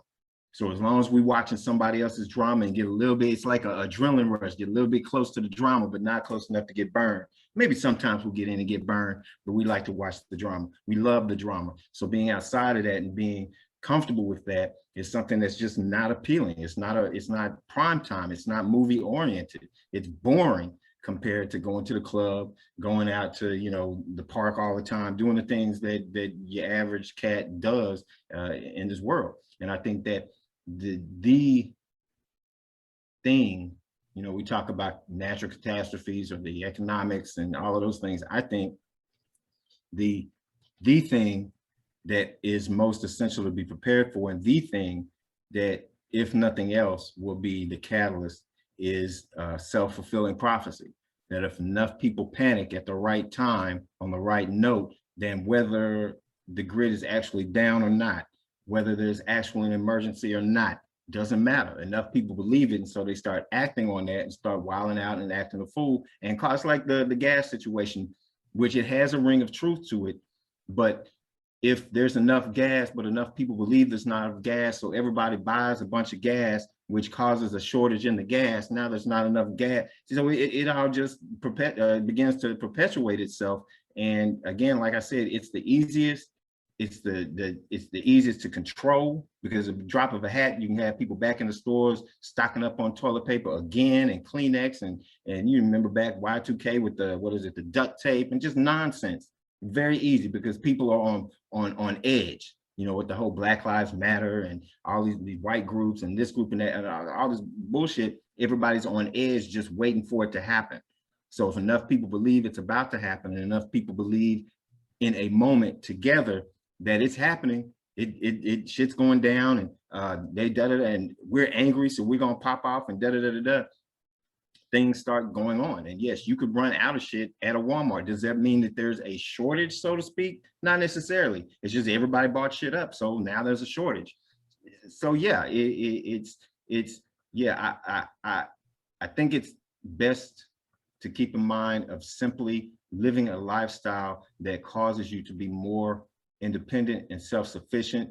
That in itself will make you more prepared for any scenario that comes along, whether it's a hurricane, or it's a drought, whether it's unemployment, whether it's everybody on the South Side popping off at once, so there's a, you know, martial law is declared or whatever. Doesn't matter. You'll be in a position where you can deal with whatever it throws at you. So just developing that lifestyle and that mindset of being self-sufficient. That's for me the underlying idea behind whether it's bugging in, whatever it is being self-sufficient, being able to take care of yourself, whatever the scenario. You know, long years ago, it's crazy. We can't leave the house without a phone because your car might break down, or this might happen, or that might happen. I remember a time when you had a car before cell phones, car broke down, you dealt with that shit. You know what I'm saying? I mean, you walked somewhere, you got some gas, or you got to a payphone, whatever you needed to do, you dealt with it. You were more self-sufficient. And I used to argue with, I don't think it was the party, I think it was Gary in there, but the idea that so much of this technology that's out there, not knocking technology war, so calm down, but so much of the application of technology turned us into fucking babies. You know, even something as simple as air conditioning in the home. You know, for a long time, there was no air conditioning. Like, there was no air conditioning, just wasn't a thing that existed. But yet and still, somehow, we survived. We lived thousands of years, no AC, but we survived. Thousands of years, no cell phones, but we survived. So putting ourselves in a mindset where we don't have to fall into the applications of technology and the system and all of these other things, and relying on ourselves. That's back again to the whole idea of self-determination is predicated on self-sufficiency and being able to provide for yourself. And I think that's the idea that all of us regardless if we're playing the bug out, bug in, whatever it is, that's the idea. Be self-sufficient. Quit depending on your master. Quit being codependent. Quit feeding his kids, sending his fucking kids to college while we suffer in the streets. Be dependent on us. Be dependent on yourself. Really, really dependent. Not just have a good job. Be really, really dependent, independent on yourself, and then let that spread as an example and gravitate other African people so that it grows out from there. Hit it. Somebody talk. Dead air. Oh, let me do this right quick. Brother Osiris from back in the day. Yeah. Baby Huey. Yeah, here, baby Huey. Baby Huey. So what is your name? What do you identifying yourself as these days? Yeah, I mean, I told Warriors, like, how do you, I'm like, I'm still Brother Osar, Brother Osiris to the community. You see what I'm saying? My government name is up on my Facebook page, but I'm beyond names, man. You know what I'm saying? I got more names, more AKAs than a sorority. So, you know, it'll be something else today. And I got more other names, you know what I'm saying? Okay, I can respect that. Well, I'm still I refuse to call you Osiris seriously, because you know the whole Greek thing. I just can't do it. So I'm still gonna call you Osar. Yeah. We took care of that when I joined the party. So yeah. Yeah. Lord of the Perfect Black. It's all good. Yeah, absolutely. I got one last question. Give us some final words on how this practice can supplement our current situation and lead to a more liberated insight, regardless of not if, but when shit does hit the fan. Oh, me? I don't know, man. I just think at this point, we're so behind, we're playing catch up, but we're all right, man. Just the fact that this conversation exists, just the fact that there are people out there on different social media sites, YouTube, there are people of African descent who look like me and look like you that are having this conversation, that are very serious. I can learn from them, you can learn from me. I don't have all the answers. I'm always, what I wanted to do, you know what I'm saying, was create an organization where like-minded people could come together and share that knowledge. And I think that, you know, Robert, we've been talking about this for years, you know what I'm saying, about it has to be a national network, you know what I'm saying? Like Sykes said, you know, we're down here in the Midwest, he on the East, you on the West. If we could just have that, you know what I'm saying, organized to the point where, hey man, you guys need to come inland, and we got something already laid out in the Midwest for us. You know what I'm saying? We have to start having those type of conversations. We have to start organizing with like-minded people. Again, the thing about the prepping thing, it don't matter your politics. It don't matter what God you call on, you know, what you believe on. You can call on Brother Rock, as Marty did. It don't matter. You know what I'm saying? Because when it go down, you're not, it ain't gonna matter what God and what spiritual system you believe in. There's no atheists in the foxhole. And that's pretty much what it is. We have to be self-sufficient. We have to continue these conversations. We have to set up seminars. We have to train. And believe it or not, man, there's more people who identify with this type of conversation. And, you know, how seriously they're going to take it, that's up to them. That's not up to me. You know, what I do in my household is what I do in my household.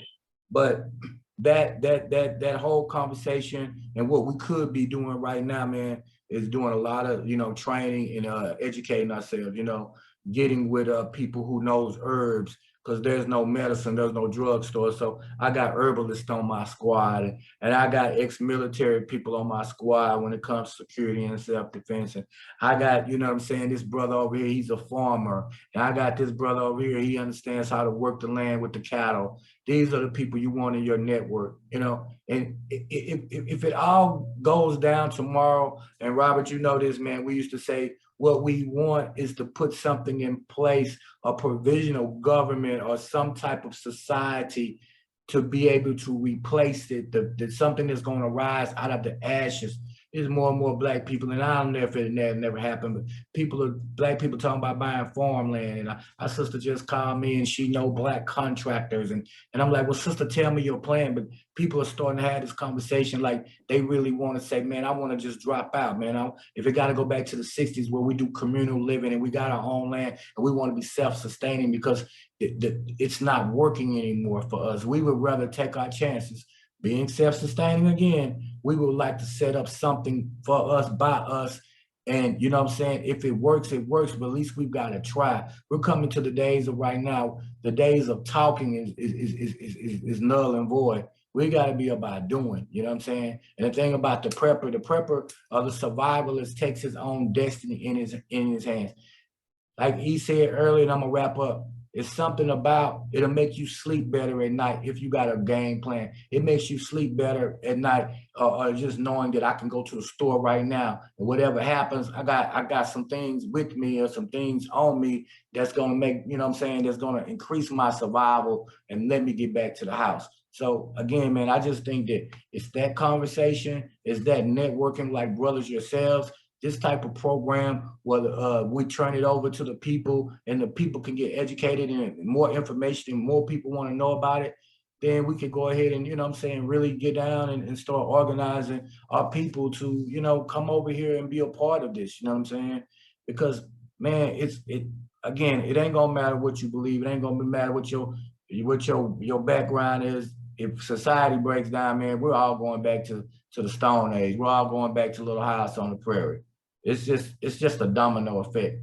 One domino will topple the other one. Whether it's civil unrest, breakdown society, you know what I'm saying, because of job loss or whatever, we're all going to be at point zero. It's the aftermath group. That's what I call it. I said, man, we're the aftermath group. And I ain't talking about Dr. Dre. We are the aftermath group.